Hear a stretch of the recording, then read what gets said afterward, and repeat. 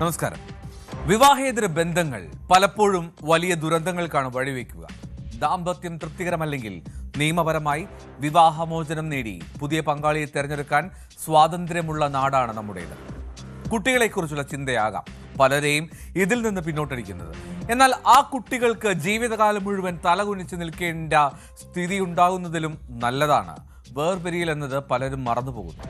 കോഴിക്കോട് തൊട്ടിൽപ്പാലത്ത് ഭർതൃമതിയായ യുവതിയും അവിവാഹിതനായിട്ടുള്ള യുവാവും ജീവനൊടുക്കിയ സംഭവത്തിന്റെ നടുക്കത്തിലാണ് ആ നാട്. ഒരുമിച്ച് ജീവിക്കാൻ ആയില്ല എങ്കിൽ ഒരുമിച്ച് മരിക്കാം എന്ന തീരുമാനപ്രകാരമാണ് ആത്മഹത്യ എന്ന് പോലീസ് പറയുന്നു. പക്വതയില്ലാത്ത ആ തീരുമാനത്തിന്റെ ഏറ്റവും വലിയ ഇരകൾ മരിച്ച ശരണ്യയുടെ 2 പിഞ്ചു കുഞ്ഞുങ്ങളാണ് എന്നതിൽ തർക്കമില്ല. മരണത്തിനു പിന്നിൽ മറ്റെന്തെങ്കിലും കാരണങ്ങളുണ്ടോ എന്ന് പോലീസ് പരിശോധിക്കുന്നുണ്ട്. ആ വാർത്തയുടെ വിശദാംശങ്ങളിലേക്കാണ് പോലീസ് പട്രോൾ ആദ്യം കടക്കുന്നത്. സ്വാഗതം.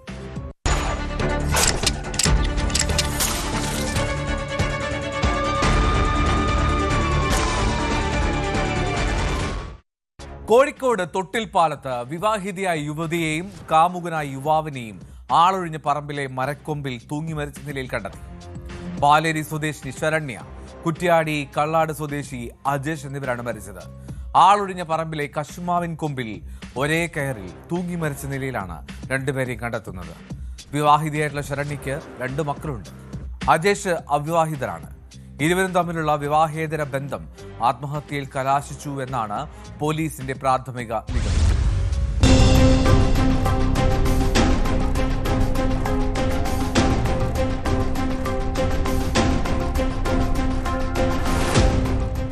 മാമ്പിലാട് കുന്നിൽ അമ്മച്ചൂർ രാഘവൻ എന്നയാളുടെ പറമ്പിലെ കശുമാവിന്റെ കൊമ്പിൽ ഒറ്റക്കയറിലാണ് ഇരുവരും തൂങ്ങി മരിച്ചത്. മൃതദേഹങ്ങൾ പരസ്പരം അഭിമുഖമായാണ് കിടന്നത്. പാലേരി സ്വദേശിനി ശരണ്യ വിവാഹിതയും 6ഉം 10ഉം വയസ്സുള്ള 2 കുട്ടികളുടെ അമ്മയുമാണ്. കുറ്റ്യാടി കള്ളാട് സ്വദേശിയായ അജേഷ് അവിവാഹിതനാണ്. ചൊവ്വാഴ്ച രാവിലെ വീട്ടിൽ നിന്നും ഇറങ്ങിയ ശരണ്യയെ കാണാനില്ലെന്ന് ചൂണ്ടിക്കാട്ടി ഭർത്താവ് രജീഷ് പേരാമ്പ്ര പോലീസിൽ പരാതി നൽകിയിരുന്നു. ശരണ്യയുടെ ഫോൺ സ്വിച്ച് ഓഫ് ചെയ്ത നിലയിലായിരുന്നു. മൊബൈൽ ഫോണിന്റെ ടവർ ലൊക്കേഷൻ പിന്തുടർന്ന് നടത്തിയ അന്വേഷണത്തിലാണ് തൊട്ടിൽപ്പാലത്തെ പറമ്പിൽ നിന്നും മൃതദേഹങ്ങൾ കണ്ടെത്തിയത്.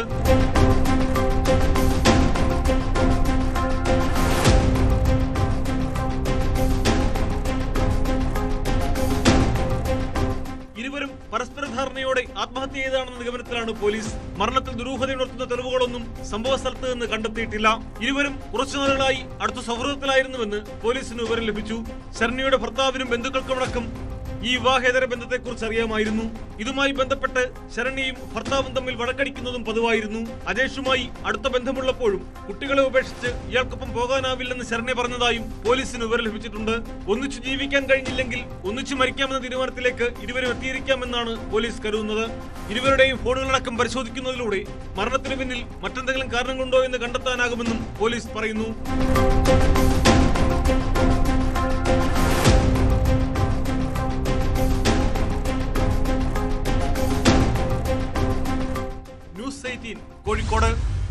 കോഴിക്കോട് മലപ്പുറം ജില്ലാ അതിർത്തിയിലെ കല്ലായി ഇതര സംസ്ഥാന തൊഴിലാളി മൂത്ത സഹോദരനെ കൊലപ്പെടുത്തി. ഉത്തർപ്രദേശ് സ്വദേശി ലക്ഷ്മി നാരായണനാണ് മരിച്ചത്. സഹോദരൻ കൈലാസിനെ അരീക്കോട് പോലീസ് അറസ്റ്റ് ചെയ്തു. പുലർച്ചെ 2:30 ഇരുവരും തമ്മിലുണ്ടായ തർക്കമാണ് കൊലപാതകത്തിൽ കലാശിച്ചത്. തന്റെ ഭാര്യയുമായി ലക്ഷ്മി നാരായണനുള്ള രഹസ്യബന്ധം കൈലാസ് അറിഞ്ഞതാണ് കൊലയ്ക്ക് കാരണമെന്ന് പോലീസ് പറഞ്ഞു.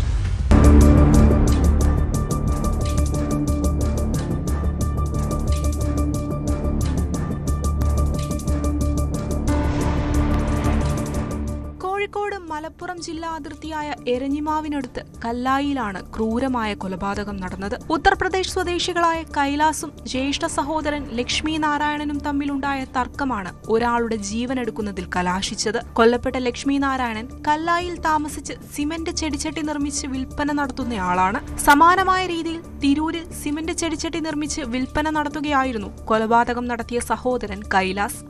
കഴിഞ്ഞ ദിവസമാണ് കൈലാസ് ലക്ഷ്മി നാരായണൻ താമസിക്കുന്ന കല്ലായിലെ വീട്ടിലെത്തിയത്. തുടർന്ന് പുലർച്ചെയോടെയാണ് കൊലപാതകം നടത്തിയത്. കൈലാസിന്റെ ഭാര്യയുമായി ലക്ഷ്മി നാരായണന് രഹസ്യബന്ധമുള്ളതറിഞ്ഞതാണ് കൊലപാതകത്തിന് കാരണമായതെന്ന് പോലീസ് പറയുന്നു.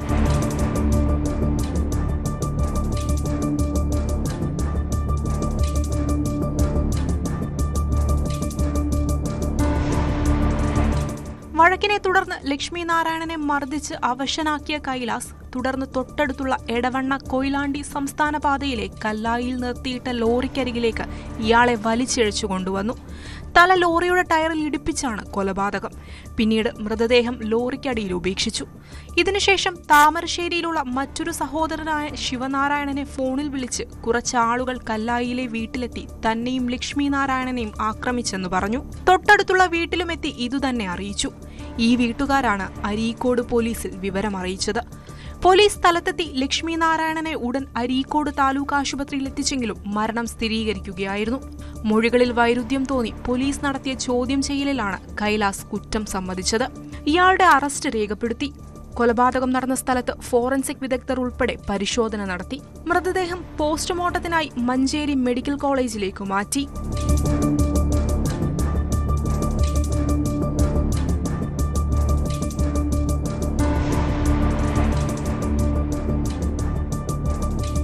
ന്യൂസ് 18 മുക്കം. കാസർഗോഡ് 17-കാരനെ 36-കാരി പീഡിപ്പിച്ചതായി പരാതി. രാജപുരം പോലീസ് സ്റ്റേഷൻ പരിധിയിലാണ് സംഭവം. യുവതിക്കെതിരെ പോക്സോ വകുപ്പ് പ്രകാരം കേസെടുത്തു. ഹോസ്ദുർഗ് പോലീസ് രജിസ്റ്റർ ചെയ്ത മറ്റൊരു പോക്സോ കേസിലെ പ്രതിയാണ് ഈ 17-കാരൻ. ഈ കേസിൽ കസ്റ്റഡിയിലെടുത്ത് ചോദ്യം ചെയ്തപ്പോഴാണ് താൻ പീഡിപ്പിക്കപ്പെട്ട വിവരം ആൺകുട്ടി വെളിപ്പെടുത്തുന്നത്.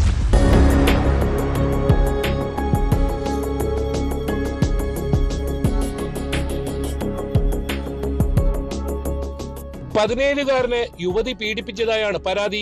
രാജപുരം പോലീസ് സ്റ്റേഷൻ പരിധിയിൽ താമസിക്കുന്ന 17-കാരന്റെ പരാതിയിൽ 36-കാരിക്കെതിരെ ഹോസ്ദുർഗ് പോലീസ് പോക്സോ വകുപ്പ് പ്രകാരം കേസെടുത്തു. സംഭവം നടന്നത് രാജപുരം പോലീസ് സ്റ്റേഷൻ പരിധിയിലായതിനാൽ കേസ് അവിടേക്ക് കൈമാറി.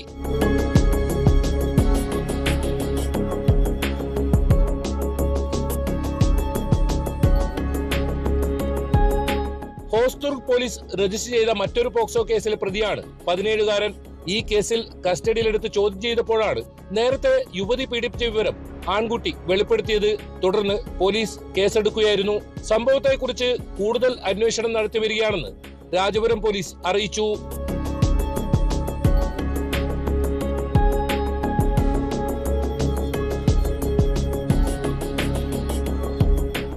ന്യൂസ് 18 കാസർഗോഡ്. കുംഭമേളയിലെ വൈറൽ താരത്തിന്റെ വിവാഹത്തിൽ കേസെടുക്കാൻ ദേശീയ പട്ടികജാതി പട്ടികവർഗ കമ്മീഷൻ നിർദ്ദേശം നൽകി. പരാതിക്കാരനായ പ്രഥം ദുബെയാണ് ഇക്കാര്യം മാധ്യമങ്ങളോട് വ്യക്തമാക്കിയത്. പോലീസ് നടപടികളിൽ കമ്മീഷന് അതൃപ്തിയുണ്ട് എന്നും പ്രഥം ദുബെ പറയുന്നു. പെൺകുട്ടിയുടെ പ്രായം സംബന്ധിച്ച് ശരിയായ രേഖകൾ ലഭിച്ചാൽ കേസെടുക്കാമെന്നാണ് കേരള പോലീസ് കമ്മീഷനെ അറിയിച്ചത്.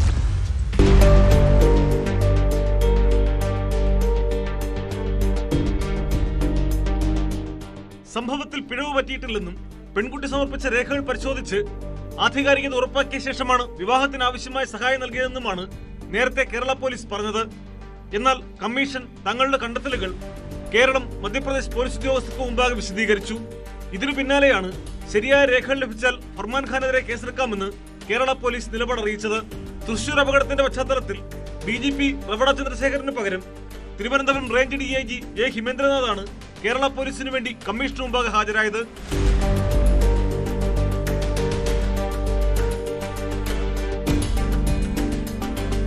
പെൺകുട്ടിയുടെ രക്ഷിതാക്കളെയും കമ്മീഷൻ വിളിച്ചു വരുത്തിയിരുന്നു. മാർച്ച് 11-ന് പൂവാറിനടുത്ത് അരുമാനൂർ നൈനാർ ക്ഷേത്രത്തിലായിരുന്നു പെൺകുട്ടിയുടെയും ഫർമാൻ ഖാന്റെയും വിവാഹം.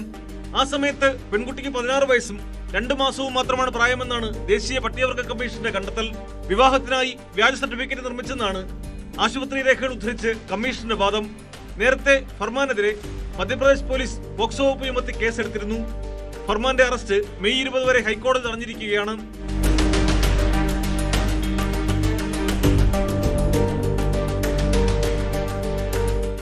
ന്യൂസ് 18 ഡൽഹി.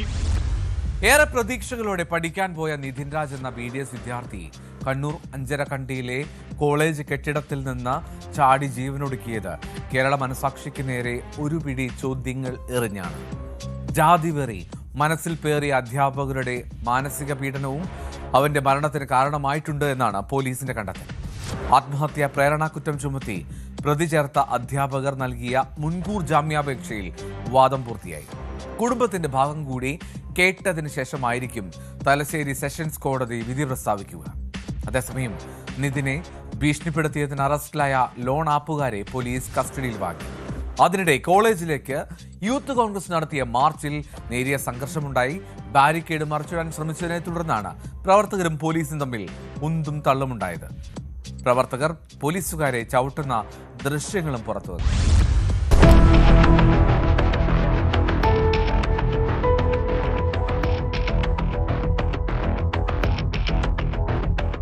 അഞ്ചരക്കണ്ടി മെഡിക്കൽ കോളേജിലെ 1ാം വർഷ BDS വിദ്യാർത്ഥി നിതിൻ രാജിന്റെ മരണത്തിൽ പ്രതി ചേർക്കപ്പെട്ട 2 അധ്യാപകർ നൽകിയ മുൻകൂർ ജാമ്യാപേക്ഷയിലാണ് വാദം പൂർത്തിയായത്.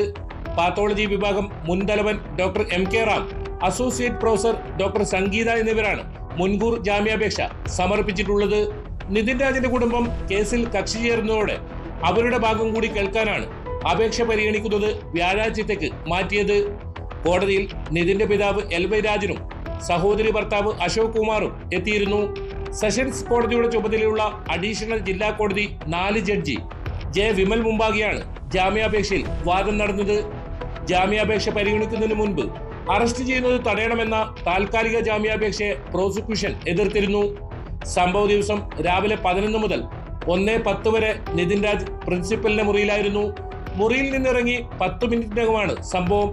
അതിനാൽ ഡോക്ടർ റാമിന് സംഭവത്തിൽ പങ്കില്ലെന്നാണ് പ്രതിഭാഗം വാദിച്ചത്. നിരപരാധിയാണെന്നും അറസ്റ്റ് ചെയ്താൽ പീഡനത്തിനിരയാകാൻ സാധ്യതയുണ്ടെന്നുമാണ് സംഗീതയുടെ മുൻകൂർ ജാമ്യാപേക്ഷയിലുള്ളത്.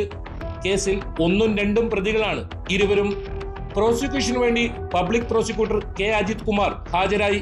ഡോക്ടർ റാം അഡ്വക്കേറ്റ് കിഷോർ കുമാർ മുഖേനയും സംഗീത നമ്പ്യാർ അഡ്വക്കേറ്റ് V. ജയകൃഷ്ണൻ മുഖേനയുമാണ് മുൻകൂർ ജാമ്യാപേക്ഷ നൽകിയത്.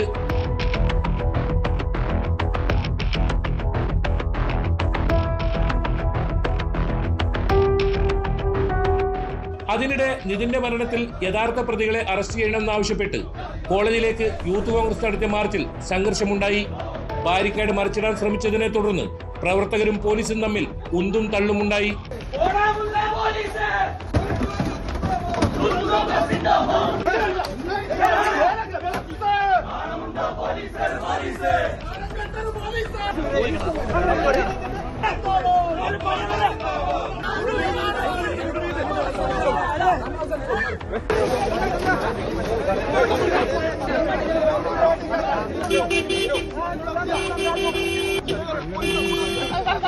അറസ്റ്റ് ചെയ്ത് വാഹനത്തിൽ കയറ്റവേ പ്രവർത്തകർ പോലീസിനെ ചവിട്ടുന്ന ദൃശ്യങ്ങളും പുറത്തു വന്നിട്ടുണ്ട്.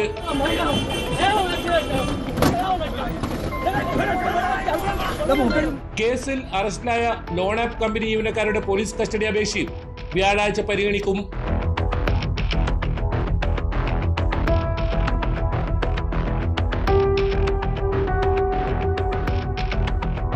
ന്യൂസ് 18 കണ്ണൂർ.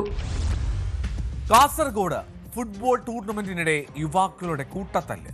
കാഞ്ഞങ്ങാട് അതിഞ്ഞാലിൽ സംഘടിപ്പിച്ച ഫുട്ബോൾ ടൂർണമെന്റിനിടെയാണ് യുവാക്കൾ തമ്മിലടിച്ചത്. സംഭവത്തിൽ 20ഓളം പേർക്കെതിരെ ഹോസ്ദുർഗ് പോലീസ് കേസെടുത്തു.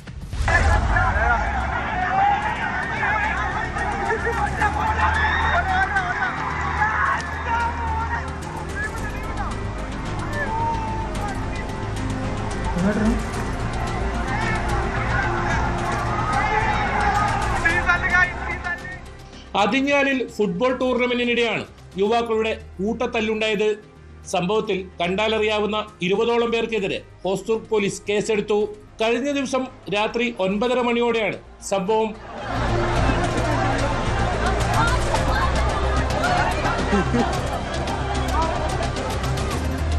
ടൂർണമെന്റിന്റെ ഭാരവാഹികൾ, കളിക്കാർ, കാണികൾ എന്നിവരാണ് മൈതാനത്ത് ഏറ്റുമുട്ടിയത്. ടൂർണമെന്റിനിടെ ഗ്രൗണ്ടിന് സമീപം ആരംഭിച്ച ചെറിയ വാക്കുതർക്കമാണ് പിന്നീട് വലിയ കയ്യാങ്കളിയിലേക്ക് കലാശിച്ചത്. കളി കാണാൻ വലിയ തിരക്കുണ്ടായിരുന്നതിനാൽ സംഘർഷം വേഗത്തിൽ വ്യാപിക്കുകയായിരുന്നു. വിവരമറിഞ്ഞ് സ്ഥലത്തെത്തിയ പോലീസ് സംഘം ലാത്തി വീശിയും ബലം പ്രയോഗിച്ചുമാണ് അക്രമി സംഘത്തെ പിരിച്ചുവിട്ടത്. സംഘർഷത്തിൽ ചിലർക്ക് പരിക്കേറ്റതായി വിവരമുണ്ടെങ്കിലും കേസെടുക്കുമെന്ന ഭയത്താൽ ആരും ആശുപത്രികളിൽ ചികിത്സ തേടിയിട്ടില്ലെന്നാണ് പോലീസ് നൽകുന്ന വിവരം.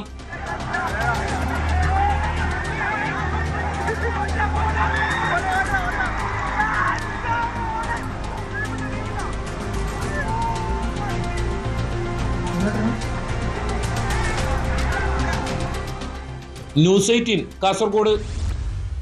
തിരുവനന്തപുരം വർക്കലയിൽ ഭാര്യ മാതാവിനെ കുത്തി പരിക്കേൽപ്പിച്ച യുവാവ്. നിരവധി കേസുകളിൽ പ്രതിയായിട്ടുള്ള ഹെൽമറ്റ് മനു എന്ന മനുവാണ് ഈ ആക്രമണം നടത്തിയത്. മനുവിനെ പോലീസ് അറസ്റ്റ് ചെയ്തു. കാപ്പ നിയമം ലംഘിച്ചാണ് ഇയാൾ വീട്ടിൽ കയറി ആക്രമണം നടത്തിയിരിക്കുന്നത്.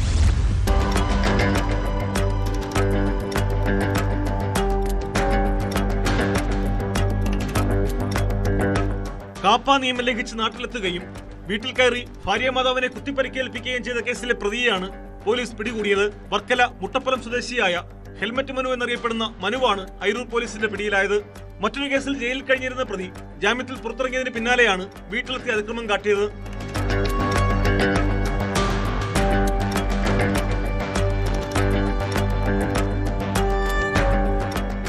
ഭാര്യയുടെ അമ്മയായ മുട്ടപ്പലം സ്വദേശിനി ഷീബ മറ്റൊരു വീട്ടിലേക്ക് മാറിയതിൽ പ്രകോപിതനായാണ് പ്രതി റബ്ബർ വെട്ടുന്ന കത്തി ഉപയോഗിച്ച് ഷീബയുടെ വലതു കൈയിൽ കുത്തി ഗുരുതരമായി പരിക്കേൽപ്പിച്ചത്. ഷീബയുടെ പരാതിയെ തുടർന്ന് നടത്തിയ അന്വേഷണത്തിലാണ് പ്രതിയെ അയിരൂർ പോലീസ് പിടികൂടിയത്. വർക്കല പോലീസ് സ്റ്റേഷനിലെ ഒരു ഉദ്യോഗസ്ഥനെ കുത്തി പരിക്കേൽപ്പിച്ച കേസിലും ഇയാൾ പ്രതിയാണെന്ന് പോലീസ് പറഞ്ഞു.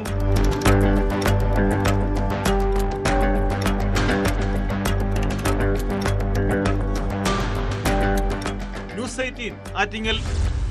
സർവീസിലിരുന്ന കാലത്ത് വിവാദങ്ങളുടെ ഉറ്റതോടനായിരുന്നു മുൻ DGP ടോമിൻ ജെ തച്ചങ്കരി. വിരമിച്ച ശേഷവും വിവാദങ്ങൾ തച്ചങ്കരിയെ പിന്തുടരുകയാണ്. സർവീസിൽ നിന്ന് വിരമിച്ച ശേഷവും തച്ചങ്കരി യാത്ര ചെയ്യുന്നത് നക്ഷത്ര ചിഹ്നമുള്ള കാറിലാണ് എന്ന വിവരമാണ് പുറത്തുവരുന്നത്. അനധികൃത സ്വത്ത് സമ്പാദന കേസിന്റെ വിചാരണയ്ക്കായി കോട്ടയം വിജിലൻസ് കോടതിയിലാണ് തച്ചങ്കരി നക്ഷത്ര ചിഹ്നമുള്ള കാറിലെത്തിയത്. സർവീസിൽ നിന്നും വിരമിച്ച് 3 വർഷമായിട്ടും അനധികൃത യാത്ര തുടരുന്നതിൽ പോലീസ് എന്ത് നടപടിയെടുക്കുമെന്നാണ് ഇനി അറിയുന്നത്.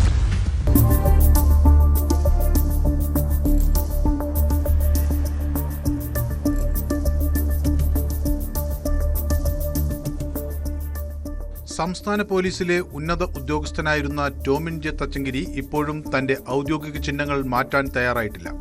DGP ആയിരുന്ന കാലത്ത് വാഹനത്തിൽ ഉപയോഗിച്ചിരുന്ന അതേ നക്ഷത്ര ചിഹ്നവുമായി യാത്ര തുടരുന്നു. കോട്ടയത്ത് വിജിലൻസ് കോടതിയിലാണ് ഒടുവിൽ സമാനമായ രീതിയിൽ എത്തിയത്.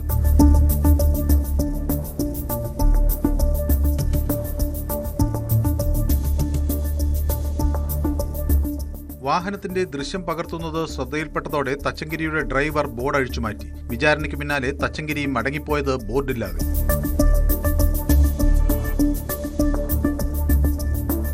KL 07 DE 6561 എന്ന നമ്പറുള്ള ഇന്നോവ കാറിലാണ് 3 നക്ഷത്ര ചിഹ്നം പതിച്ച ബോർഡ് സ്ഥാപിച്ച് തച്ചങ്കരി എത്തിയത്. കോട്ടയം DYSP ഓഫീസിന്റെ തൊട്ടടുത്താണ് വാഹനം പാർക്ക് ചെയ്തത്. നിയമവിരുദ്ധമായി ഔദ്യോഗിക ചിഹ്നം ഉപയോഗിച്ചതിന് പോലീസ് എന്ത് നടപടിയെടുക്കുമെന്നാണ് ഇനി അറിയാനുള്ളത്.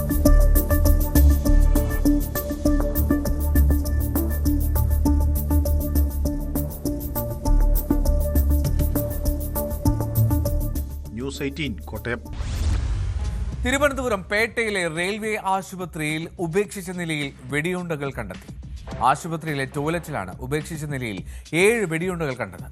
RPF പിസ്റ്റളിൽ ഉപയോഗിക്കുന്ന വെടിയുണ്ടകൾ ആശുപത്രിയിൽ ചികിത്സയ്ക്കെത്തിയ ഉദ്യോഗസ്ഥരിൽ ആരോ ഉപേക്ഷിച്ചതാകാം എന്നുള്ള സംശയത്തിലാണ് പോലീസ്.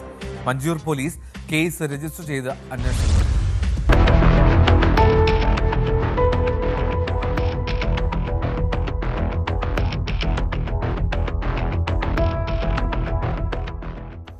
റെയിൽവേ ആശുപത്രിയിൽ രാവിലെ 8:30യോടെയാണ് വെടിയുണ്ടകൾ കണ്ടെത്തിയത്. ടോയ്ലറ്റ് വൃത്തിയാക്കുന്നതിനിടെ ജീവനക്കാരാണ് ക്ലോസറ്റിൽ ഉപേക്ഷിച്ച നിലയിൽ വെടിയുണ്ട കണ്ടത്.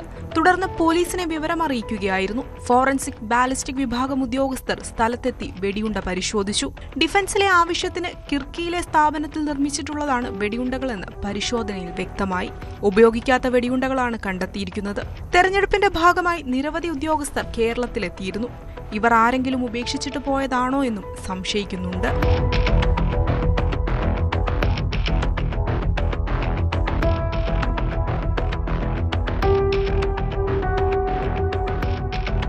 RPFിലെ ഒരു റിട്ടയർഡ് ഉദ്യോഗസ്ഥൻ പേട്ടയിലെ റെയിൽവേ ആശുപത്രിയിൽ ചികിത്സയിൽ തുടരുന്നുണ്ട്. ഇയാൾ കൊണ്ടുവന്നതാണോ എന്ന് സംശയിച്ചിരുന്നെങ്കിലും പരിശോധനയിൽ ഒന്നും കണ്ടെത്താനായില്ല.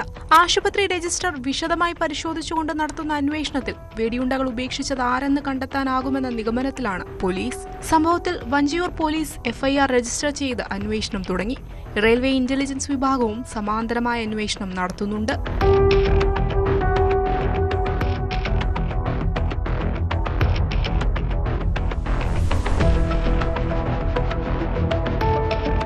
News news 18 Thiruvananthapuram.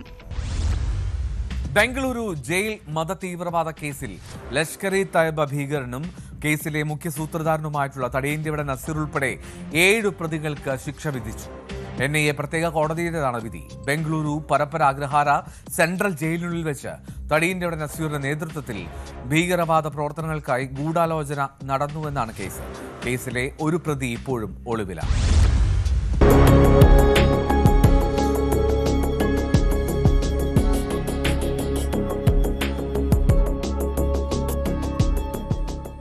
തടിയന്റെവിടെ നസീറിനെ കൂടാതെ സയ്യിദ് സുഹൈൽ ഖാൻ, മുഹമ്മദ് ഉമർ, സാഹിദ് തബ്രേസ്, സയ്യിദ് മുസദിർ പാഷ, മുഹമ്മദ് ഫൈസൽ റബ്ബാനി, സൽമാൻ ഖാൻ എന്നിവർക്കാണ് കോടതി ശിക്ഷ വിധിച്ചത്.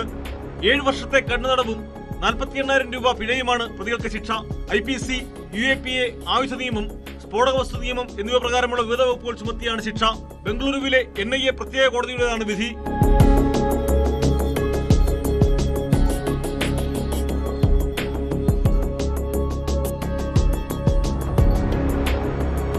ബംഗളൂരു പരപ്പന അഗ്രഹാര സെൻട്രൽ ജയിലിനുള്ളിൽ വെച്ചാണ് തടിയന്റെവിടെ നസീറിന്റെ നേതൃത്വത്തിൽ ഭീകരവാദ പ്രവർത്തനങ്ങൾക്കായി ഗൂഢാലോചന നടന്നത്. ജയിലിൽ കഴിയുന്ന യുവാക്കളെ കണ്ടെത്തുക, അവരെ മതതീവ്രവാദത്തിലേക്ക് ആകർഷിക്കുക, മതം മാറ്റുക, ഇന്ത്യയിൽ ഭീകരാക്രമണങ്ങൾ നടത്താൻ പരിശീലനം നൽകുക എന്നിവയായിരുന്നു ഇവരുടെ ലക്ഷ്യം. 2023 ജൂലൈയിൽ ബംഗളൂരു സെൻട്രൽ ക്രൈംബ്രാഞ്ച് ഗുണ്ടകളിൽ നിന്ന് ആയുധങ്ങളും ഡിജിറ്റൽ ഉപകരണങ്ങളും പിടിച്ചെടുത്തതോടെയാണ് കേസിന്റെ തുടക്കം. ലഷ്കർ-ഇ തോയ്ബയുടെ നിർദ്ദേശപ്രകാരം ബംഗളൂരു നഗരത്തിൽ ആക്രമണം നടത്താനായിരുന്നു ഇവരുടെ പദ്ധതി. തുടർന്ന് NIA അന്വേഷണം ഏറ്റെടുക്കുകയും പ്രതികൾക്ക് അന്താരാഷ്ട്ര തലത്തിലുള്ള ബന്ധങ്ങൾ കണ്ടെത്തുകയും ചെയ്തു. ഈ കേസിൽ ഉൾപ്പെട്ട സൽമാൻ ഖാനെ റുവാണ്ടയിൽ നിന്നാണ് NIA ഇന്ത്യയിൽ എത്തിച്ചത്. കേസിൽ ഉൾപ്പെട്ട ജുനൈദ് അഹമ്മദ് എന്ന പ്രതി ഇപ്പോഴും ഒളിവിലാണ്. ഇയാൾക്കായി തെരച്ചിൽ ഊർജിതമായി തുടരുന്നതായി NIA വൃത്തങ്ങൾ അറിയിച്ചു.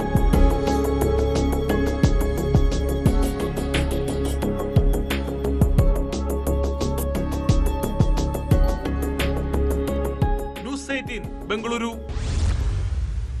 4 ഓട്ടോറിക്ഷകൾ മോഷ്ടിച്ചയാളെ കണ്ട് ഞെട്ടിയിരിക്കുകയാണ് മലപ്പുറം വളാഞ്ചേരിക്കാർ. ഇരുമ്പിളിയം സ്വദേശിയായിട്ടുള്ള 17-കാരനാണ് കുപ്രസിദ്ധ മോഷ്ടാക്കളെ വെല്ലുന്ന തരത്തിൽ ആ കവർച്ച നടത്തിയത്. ഇയാളും മോഷണവണ്ടികൾ വാങ്ങിപ്പൊളിക്കുന്ന സ്ഥാപന ഉടമയും പിടിയിലാണ്. 17-കാരന് പുറമെ മുതുതല സ്വദേശി നാസറാണ് പിടിയിലായത്. മോഷ്ടിച്ച ഓട്ടോറിക്ഷകൾ 5,000 മുതൽ 10,000 രൂപയ്ക്ക് വരെയാണ് 17-കാരൻ ഇവിടെ പൊളിക്കാൻ നൽകിയിരുന്നത്.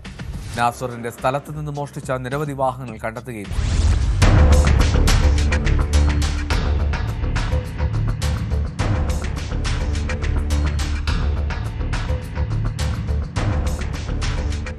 മലപ്പുറം ജില്ലയെ അമ്പരപ്പിച്ച ഓട്ടോറിക്ഷ മോഷണ പരമ്പരയിൽ മോഷ്ടാവ് 17-കാരനാണെന്നറിഞ്ഞപ്പോൾ ഞെട്ടിയിരിക്കുകയാണ് നാട്ടുകാർ.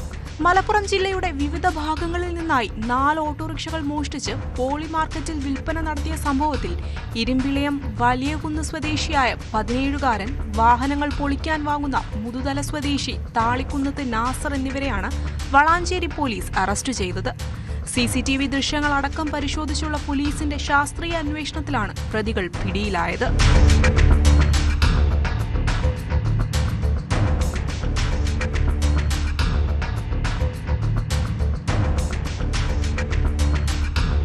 CCTV ദൃശ്യങ്ങളും മൊബൈൽ ടവർ ലൊക്കേഷനുകളും കേന്ദ്രീകരിച്ചായിരുന്നു അന്വേഷണം.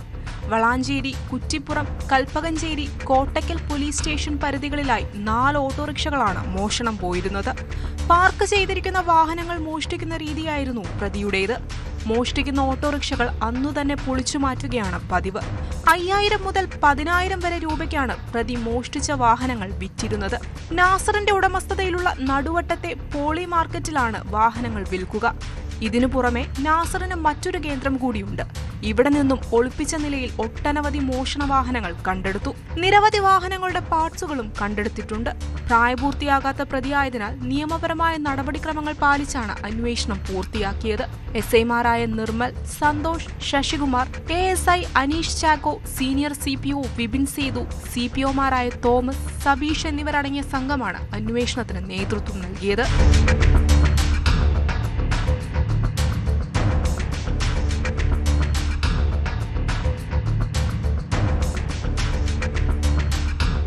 ന്യൂസ് 18 തിരൂർ.